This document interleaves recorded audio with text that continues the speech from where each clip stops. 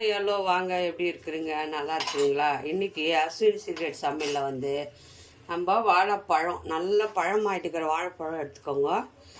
எந்த வாழைப்பழம் இருந்தாலும் பரவாயில்ல, நல்ல பழம் ஆகிட்டுக்கணும். அப்போது அது அந்த ஸ்நாக்ஸு ரொம்ப நல்லாயிருக்கும். வாங்க வாழைப்பழம் வச்சு ஆயில் இல்லாத ஒரு ஸ்நாக்ஸ் பண்ணலாம். அது எப்படி பண்ணுறது பாருங்கள். வாழைப்பழத்தை நான் 3 பழம் எடுத்துருக்குறேன். நல்ல பழமாக தான் இருக்குது. நல்லா தோலை உரிச்சிட்டு வச்சுக்கோங்க.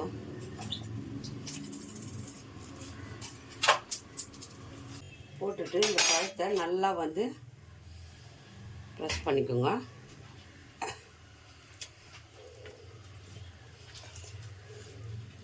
இதை நல்லா கையில் மசிச்சுக்கணும்.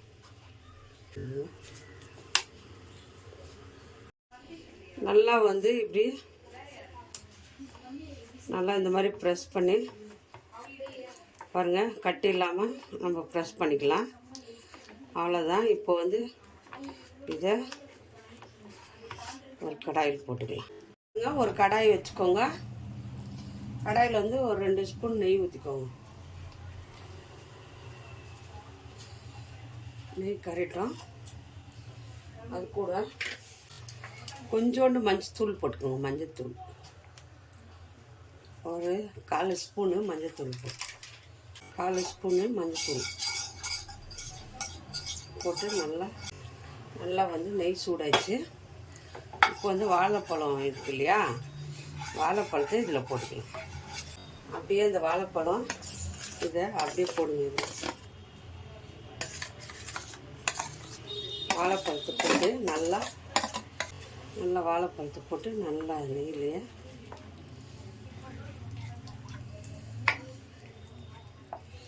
ரொம்ப டேஸ்டியாக இருக்கும். எல்லாரும் வீட்லேயும் வாழைப்பழம் இருக்கும். எந்த வாழைப்பழம் இருந்தாலும் பரவாயில்ல, பழமாக இருக்கணும். பழமாக இருந்தால் போதும். நம்ம இந்த ஸ்நாக்ஸை பண்ணிடலாம். ரொம்ப நல்லாயிருக்கும். நல்லா வந்து பாருங்கள், நல்லா மிக்ஸ் பண்ணே இருங்க.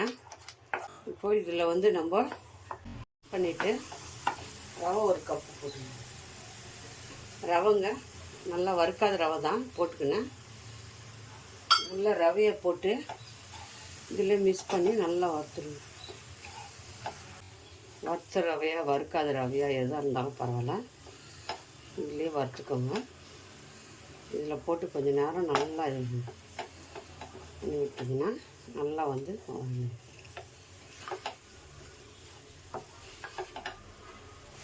எவ்வளோ வாழைப்பழம் எடுக்கிறீங்களோ, நான் 100 கிராமு ரவை எடுத்துருக்குறேன்.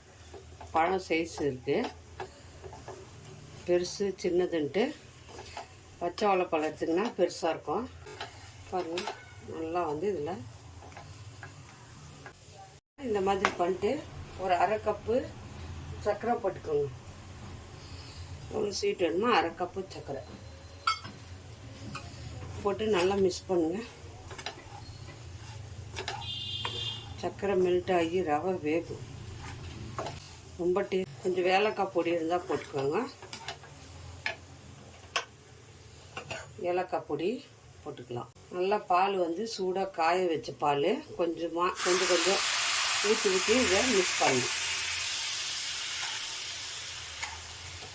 சூடான பால், காய வச்ச பால், அதை கொஞ்சமாக ஊற்றி மிக்ஸ் பண்ணி பாருங்கள். எவ்வளோ சிம்பிளாக இருக்குது. இது அவ்வளோ டேஸ்டியாக இருக்கும். கொஞ்சமாக பால் ஊற்றி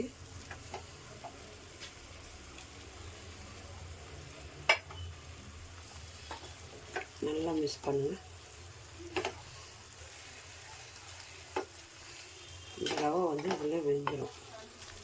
ரவை வேக நீங்கள் கொஞ்சமாக பால், 1 கப்பு ரவை எடுத்தோம். அது கூட கொஞ்சமாக பால் மிக்ஸ் பண்ணுங்க.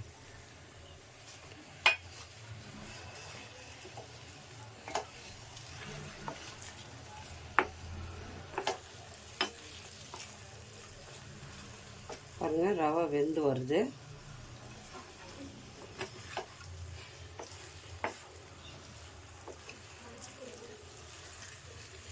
எவ்வளோ சிம்பிளாக இருந்து எண்ணெயிலலாம் பொரிக்க வேண்டாம், அப்படியே சாப்பிட்லாம். ரொம்ப நல்லாயிருக்கும். இதை எவ்வளோ சிம்பிளாக பண்ணுறது பாருங்கள்.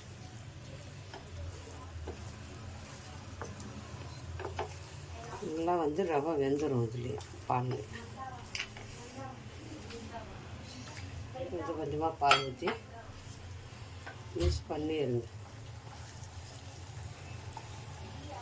அவ்வளோதான். 1 கப்பு பால், 1 கப்பு ரவை, அவ்வளோதான் நம்ம எடுத்துக்கிறோம். கப்பு பால், 1 கப்பு ரவை.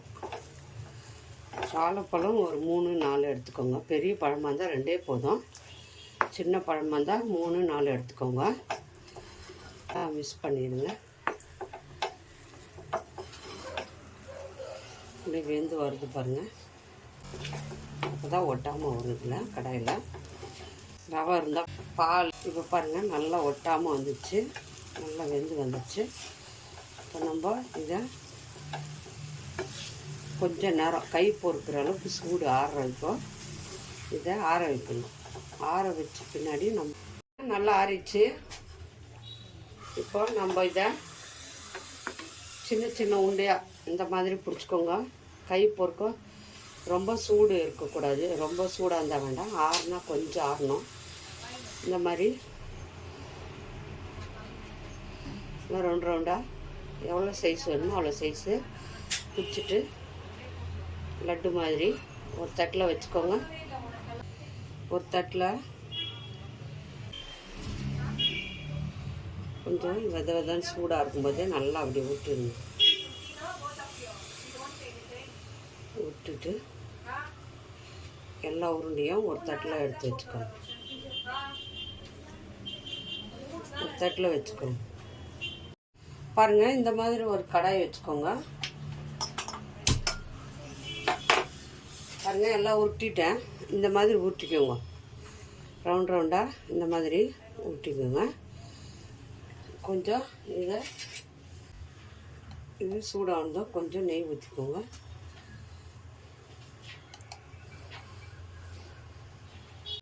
இதில் நம்ம இந்த உருண்டியை போட்டு அப்படியே வறுத்துக்கணும். போட்டுக்கோங்க. அப்படியே லைட்டாக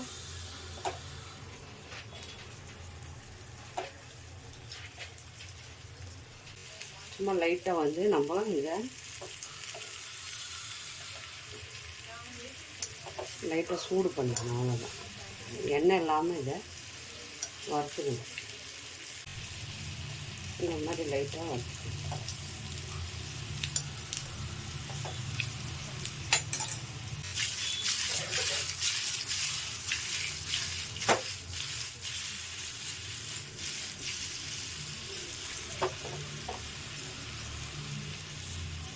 சூப்பராக வரும். நல்லாயிருக்கும் டேஸ்டியாக சாப்பிட்றதுக்கு. பாருங்கள், ஆயிலெல்லாம் ஒரு ட்ராப்ஸ் ஆயில் ஊற்றல. சிம்பிளான ஸ்வீட் இது. வாழைப்பழம் இருந்தால் போதும், செம்மையாக பண்ணிக்கலாம். இந்த மாதிரி சிம்பிளாக பண்ணிக்கோங்க. அவ்வளோதான், ரெடி ஆயிடுச்சு. இப்போ நம்ம இதை செட் பண்ணிக்கலாம். எப்படி வந்துச்சு பார்க்கலாமா? சூப்பராக வந்திருக்கு பாருங்கள். நல்லா அருமையாக சூப்பராக வந்திருக்கு பாருங்கள். சுடுது பார்த்தீங்களா? நல்லா வெந்திருக்கு. ஸ்நாக்ஸு ரொம்ப நல்லாயிருக்கும் சாப்பிட்றதுக்கு. வாழைப்பழம், சர்க்கரை, ரவை இருந்தால் போதும். ஸ்கூல் விட்டு வர பசங்களுக்கு சிம்பிளாக வாழைப்பழம் இருந்தால் பண்ணி கொடுங்க. ரொம்ப விரும்பி சாப்பிடுவாங்க. நல்லாயிருக்கு, சூப்பராக இருக்குது. யாராருக்கு இந்த ஸ்நாக்ஸு சிம்பிளாக ஆயில் இல்லாத ஒரு ஸ்நாக்ஸு இது யாருக்கு பிடிக்குமா லைக் பண்ணுங்கள், ஷேர் பண்ணுங்கள், கமெண்ட் பண்ணுங்கள். மறக்காத அஸ்வின் சீக்ரெட் சமையலை சர்ப்ரைஸ் பண்ணுங்கள். இன்னொரு டிஷ்ஷில் பார்ப்போம். தேங்க்யூ.